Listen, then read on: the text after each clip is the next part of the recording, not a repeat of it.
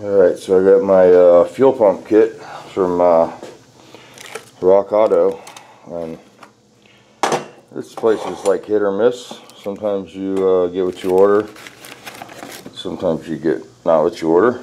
So this is the pump that was in the truck. Seemed to lack fuel pressure, so I figured I'd just replace the pump. This is what I got, quite a bit larger. And then I got these items with the pump in the same box. Normally there's a plug, no plug. So this plug's different. It's a 2-plug, but completely different than that plug.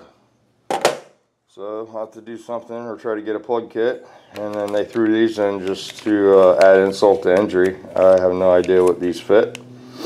But not this pump. And then we got this one they threw in there for good measure, just in case. Single inlet. So hopefully I can use the dirty filter on the bottom of this and make it work. I don't know. Maybe, maybe not. And I don't know what I'm going to do about the plug, but maybe we can go to AutoZone and they'll have a plug that I can use and make that happen. It says for $2,500, 6-liter V8. So either I had the wrong pump in there, or no, I had the wrong pump. So I'm gonna try to get that running today in the engine room here. We haven't been in here in a while.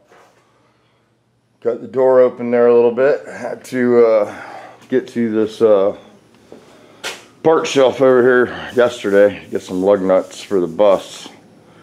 So I'll give you a look at that. I put the new wheels on there. It looks much better. Got the body work done on this yesterday. It's all finished up. It's in primer. Fixed this fender. Fixed the rear quarter panel. Fixed our $40 fender. Was beat to death. Got that in primer. Got the door on there. And I repaired this back door down there where it was KO'd and caved in. Stud got in that and pulled it out. Got that going. So this one's ready for some paint. And today's project is to get the bumper on. I've been trying to get my daughter to help me with this. I hate Mitsubishi bumpers, man. They got so many clips.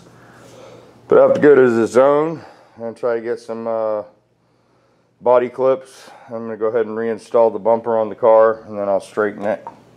And these bumpers are so flimsy, and they clip together with like a series of pieces to make a bumper. If you try repairing it on the ground or on a stand, it can be a nightmare moving around and breaking your bodywork out. So I'm going to put it on the car, take care of it, and be done with it. So later today we'll get this bolted all back together in one piece. Get the cover on there. I've had the headlights put back in. We restored those, buffed those up. Those are looking really good. And then I'm tripping. Let's take a look at the bus. Let me show you this. I guess any of you bus guys got a trick. Maybe they make different ones. So I put the BRM imitation wheels on the bus. Let me move this chair out of the way here. So there we go. I think it looks much better. And I have to say, even though this is probably not the most popular color that I could have chosen, it does really look good in person. And this has to be hands down the best paint job I've ever done personally for myself. I've done a lot of nice jobs for other people, but usually when you do your own stuff and you're a painter, it usually either blows up in your face, or you cut a corner, or you try not to spend the money and you just get shit results. And this time I used really good quality paint. I bought all the good hardener and stuff from PPG, and what a difference. It just came out beautiful. And I buffed this side yesterday and halfway across the back of the neck lid. So today I need to buff the other side of the bus and the nose. We can start painting some bumpers and getting this thing put back together, and then come up with a engine combination. So the front wheels are no issue, but the back wheels seem to be a little bit of a trouble with this nut. You know, the cap doesn't fit on here anymore, and this sort of looks like Fido's, you know, without the cover. So I thought about tapping that and bolting it on, but then, you know, it's going to have even a finish screw or a flush mount is going to look out of place. So I'm wondering if they make some deeper caps, you know, for a bus. Maybe they do, maybe they don't. If not, we'll have to modify it. But that's what's going on with that. We got the 73 over here. I believe this is 73. It's a swing axle. It's not a swing axle car. It's definitely an IRS. So we're going to get into some electrical on this today, and jacked it back up. I got to route some fuel lines on it, and I'm going to take the advice of some subscribers and move the filter to underneath the car. I talked to the customer. He's okay with that, and a lot of times in my videos you can find the answer right in the comments. On my personal cars, I always try to put the filter under the car, and then I don't use the regular filters anymore. I'll show you what I've been using. I don't know if they have a part number on it or not, but I'll make an attempt here. This is just a nightmare mess right now. First thing I needed this morning is go out here and just clean the shop. So here's the filters I've been using, and you can get these at Pep Boys, AutoZones. O'Reilly's just asking for a metal filter, and it'll be on a Fram type deal. And here's the traditional ones, you know, that a lot of people like. And your car didn't come with that filter from Volkswagen. You know, don't even know if they originally had them. I don't remember that far back, but you can always go with that metal filter. And these filters are supposed to be not susceptible to the ethanol fuel. So I don't know. It's a toss-up either way. Of course, metal is always the best way to go, hands down. You know, you don't have to worry about your hose clamps collapsing this or pinching it wrong, and it won't be compromised by the ethanol fuel, and it probably has a bigger element inside of it also. The plastic filter, I truly believe that, you know, the ones that everybody likes and uses, I see these on a lot of lawnmowers, so I don't think they're probably weren't originally intended for automotive use, or not like we use them now today. The metal one would probably be a much better choice for today's fuels. Hey, out! Out of here! Oh, caught it. I hate it when you catch them. Anyway, let's go take a look at this little job we got out here.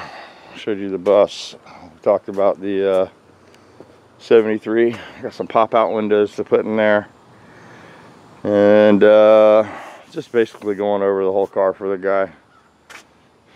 I got this little job here I prepped this morning. I'll get this in there for a little Sunday pray and spray. Got to do a little repair right here, little divots. I'll put something on that, probably blow some primer on here. You don't ever want a shortcut white. I've learned in the past, I've spread this with polyester putty, and if you don't prime it and you sand it real smooth and paint it, it'll bleed through. I've had it happen a couple times, so I don't even try to do that anymore. We'll just put a little primer on there, and then we'll blend this cover out.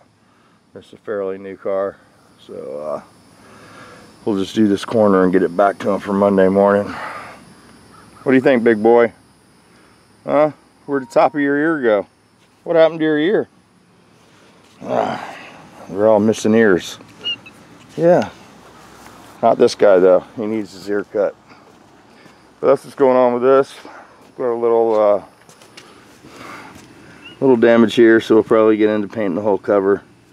And then got to do something with this. This thing here is broken off. So we'll use some epoxy 88 on that or something and fix that up. that's what's going on. I just saw these over here, so this is definitely going to be a full cover paint. Anyway. Anyway, there's the bus with the BRMs. Anybody's got any tips for the back covers, let me know. And I'll try to get a shot of this today in the sun without dew on it. But there's a lot of different shades of yellow out there, huh? This is more of like a stop sign yellow, I guess. Plus it's got that metallic in it too that you probably doesn't see on the camera. The camera won't pick it up. But anyway, I don't know, man, I cut and buff this thing. It's completely flat, dude. It's beautiful. Like I said, best paint job I've ever done for myself, hands down. The one that would have been close to this would have been the Nova when it used to be painted red. I used Sickens single stage on that, all toner off the single stage setup, and it worked out really good. Looked really nice. I used to get a lot of compliments on the paint job for sure on that car. But anyway, that's what's happening here today. Definitely got to get this in one piece. Haley got her tag the other day and she's just dying to drive this thing, but she's been working a lot, so she hasn't had a chance to come out and help me work on it and stuff. So I just came out here last night and busted it out and got all the bodywork and primer, and once it's in one piece it'll go pretty quick. I'll bring it in here and treat it like a used car and be done with it.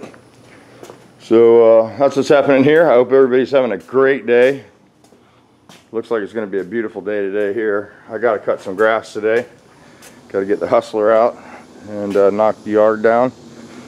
It's up pretty high.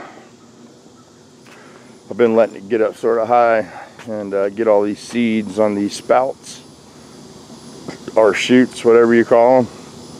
Seems to really fill the lawn out when I cut it. I get a lot of new grass growth. So I had a couple bald spots from Hans's cars and they're all gone now. Now I need to get that truck rolling today. Hopefully I can finagle that pump in there and get some fuel pressure and have my truck back. So there's not one cloud in the sky today here. Give you the panoramic view. But it's a beautiful day in Florida.